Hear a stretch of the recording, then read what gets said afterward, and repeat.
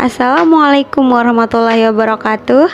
Kami dari kelompok 1 dengan anggota 3 orang, yaitu Asniwati, Nurjanah, dan Alpi Aziminita Fitri. Dan kami akan mempresentasikan makalah kami dengan judul Perkembangan Kognitif, Sosial, dan Mental dengan dosen pengampu Ibu Haliliah MPD. Baik, di sini saya akan menjelaskan tentang pengertian daripada kognitif. Jadi, kognitif itu menurut Minamarti adalah proses yang terjadi secara internal di dalam otak pada waktu manusia sedang berpikir atau berproses dalam pengolahan informasi.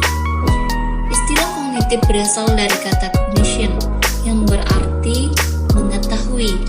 Dalam arti luas, cognition berarti perolehan, penataan, dan penggunaan pengetahuan.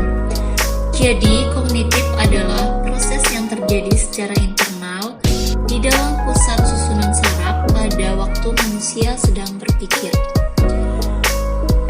Adapun teori belajar kognitif yaitu memfokuskan perhatian bagaimana mengembangkan fungsi kognitif individu agar mereka dapat belajar dengan maksimal.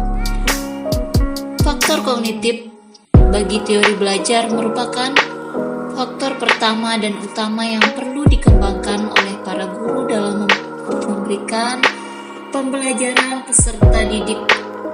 Perkembangan kognitif pada anak usia dini dapat diartikan sebagai perubahan psikis yang berpengaruh terhadap kemampuan berpikir anak usia dini.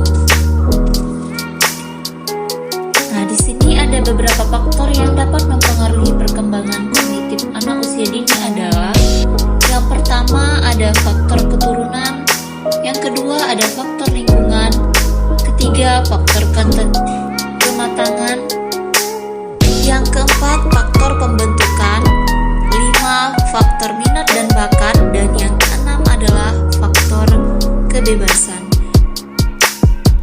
Baik, saya akan menyampaikan materi kedua, yaitu sosial. Samsu Yusuf menyatakan bahwa perkembangan sosial merupakan pencapaian kematangan dalam hubungan sosial. Kebutuhan berinteraksi dengan orang lain telah dirasakan sejak usia 6 bulan. Di saat itu mereka telah mampu mengenal manusia lain, terutama ibu dan anggota keluarganya. Menurut Sunarto dan Hartono mengatakan bahwa perkembangan sosial manusia dipengaruhi oleh beberapa faktor, yaitu yang pertama faktor keluarga, selanjutnya kematangan, status sosial ekonomi dari pihak anak itu sendiri, pendidikan, kapasitas mental, emosi, inteligensi, faktor lingkungan luar keluarga, faktor teman sebaya, keragaman budaya, media massa, dan yang terakhir adalah sekolah. Baiklah, di sini saya akan melanjutkan penjelasan mengenai materi yang ketiga, yaitu mental emosional. Mental emosional adalah suatu usaha untuk menyesuaikan diri dengan lingkungan dan pengalaman-pengalamannya. Masalah mental emosional pada anak merupakan masalah yang cukup serius karena berdampak terhadap perkembangan, menimbulkan sesuatu yang tidak normal, menurunkan produktivitas dan kualitas hidup mereka. Mental emosional pada anak prasekolah merupakan hubungan dengan proses tumbuh kembang. Perkembangan kepribadian anak pada prasekolah sangat tergantung pada interaksi antar anak dan orang tua. Agar dapat berinteraksi secara intensif, orang tua harus memperhatikan faktor lingkungan, pemberian pengarahan, menentukan pilihan, melakukannya sendiri, kebebasan berinisiatif, dan melatih tanggung jawab.